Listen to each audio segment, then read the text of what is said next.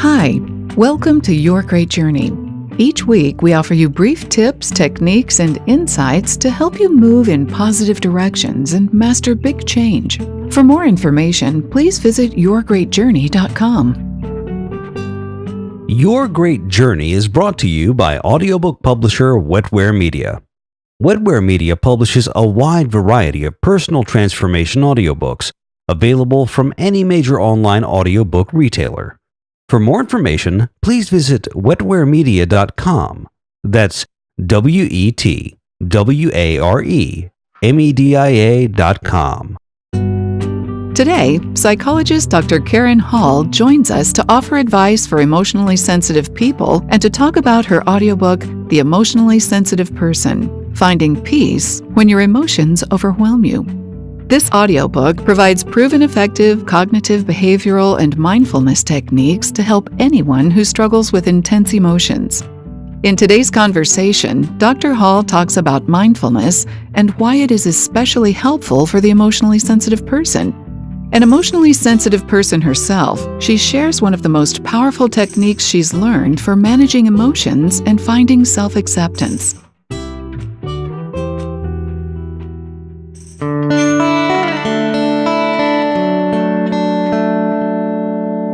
I wrote The Emotionally Sensitive Person because I saw so much pain in the people who came into my office as a psychologist. People who didn't understand that they were emotionally sensitive. Because they didn't understand, they were believing that there was something really wrong with them, and they didn't feel that they were the same as other people. Many people would say to me, "I don't fit in. I'm different. There's something wrong with me." I wanted people to understand that you can have emotional sensitivity. You can react faster to events than other people. You can have more intense emotions, and you can have those emotions last longer. And that doesn't mean there's anything wrong with you. At the same time that being emotionally sensitive can be a gift, it also means that you have to cope with those emotions. And I wanted to give individuals who are emotionally sensitive ideas about how to cope with those emotions so that they didn't experience so much pain in their life.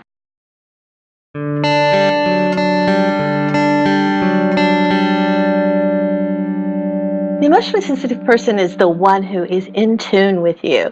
If you're an emotionally sensitive person, you probably know exactly the right thing to do for someone's birthday, and you're the person that remembers someone's birthday. If you're an emotionally sensitive person, you're probably very in tune with animals. You are very sensitive about any living creature being hurt. You may also be very hesitant about new situations. You may find yourself being overwhelmed out in the world. The emotionally sensitive person is someone who understands the emotions of others and picks up on them. You may, in fact, pick up on them to the point that emotions are contagious for you. That if you're someone who's really happy, you get happy. If you're someone who's sad, then you may take on that sadness. You know, there is, though, an assessment tool in the emotionally sensitive person that people can take to find out for themselves if they have the characteristics of the emotionally sensitive person.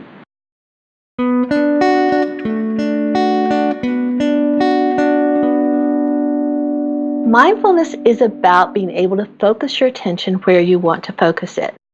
Mindfulness is about paying attention on a purpose in a particular way without judgment and with compassion. In many ways, it's about staying in the here and now.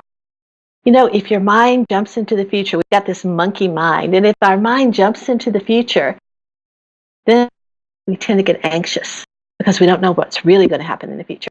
And if our mind jumps into the past, then we tend to get depressed because we usually focus on things that were painful.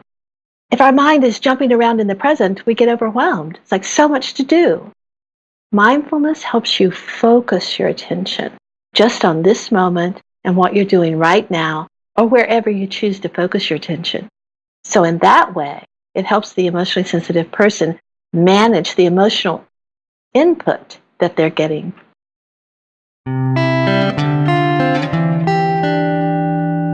What judgmental thinking does is it increases your emotions. So for emotionally sensitive people, we want to keep the emotional intensity down as much as we can. For example, this is a common example that people talk about. If you're driving on the freeway and someone cuts in front of you, you're going to have an emotional reaction. You're also going to probably have a judgment. And that judgment is going to be, that jerk, he thinks he owns the road. Who is he?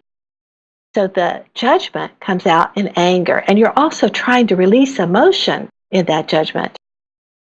But the truth is, the real emotion you felt was fear. When you use a judgment, like that jerk, you're hiding the primary emotion, fear.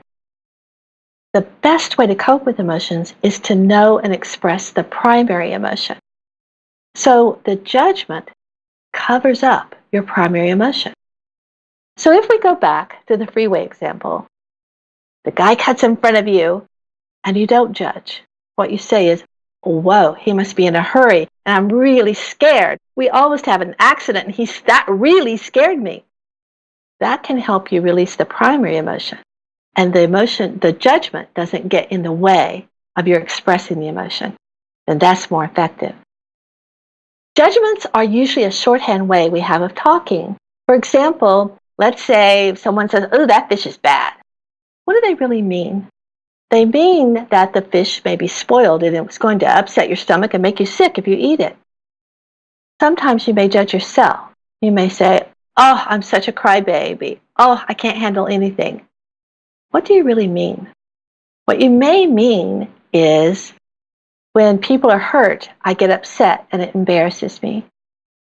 When you say it clearly and precisely, it gives you ideas about what you can do. And it also doesn't add on that layer of being angry and judging yourself and calling yourself names, which that only increases your emotional reaction. When you say, when people are hurt, I get upset, then you can say, this is what I can do to deal with that when it happens. Letting go of judgments is one of the most powerful things you can do to help manage your emotions and find self-acceptance too.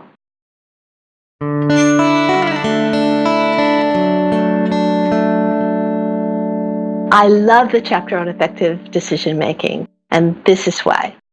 Many of the emotionally sensitive people I talk with say, I can't make decisions, or I make awful decisions. All the decisions I make are horrible. When I pay closer attention to it, actually many emotionally sensitive people are excellent decision makers. They know the right decision, and they have a lot of intuition, because emotionally sensitive people are in touch with their intuition, and we know that's real. Research has shown that's real now. The problem is, it's not that they can't make a decision, it's that they don't want to deal with the emotions around the decision. So let's imagine that you fall in love and you want to move to Florida with your fiance, but you don't want to leave your family. An emotionally sensitive person might say, I can't make this decision. But if you ask them closely, they'll say something like this. I want to move to Florida. I really am in love with this man. That's the best choice for me. And I can't face the feelings of sadness. I can't tell my family and face their disappointment. So they stay stuck in what they believe is not making the decision, when actually it's about dealing with the emotions of making the decision.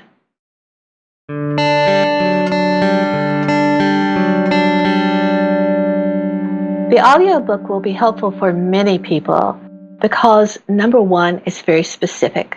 It gives very specific exercises for you to try and practice and do. In many ways, it's like an owner's manual.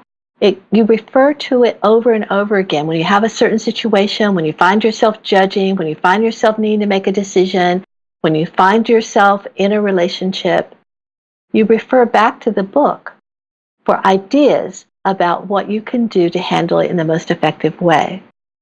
It's also going to be a really good help for people because it's going to help you see that you are an emotionally sensitive person and accept that.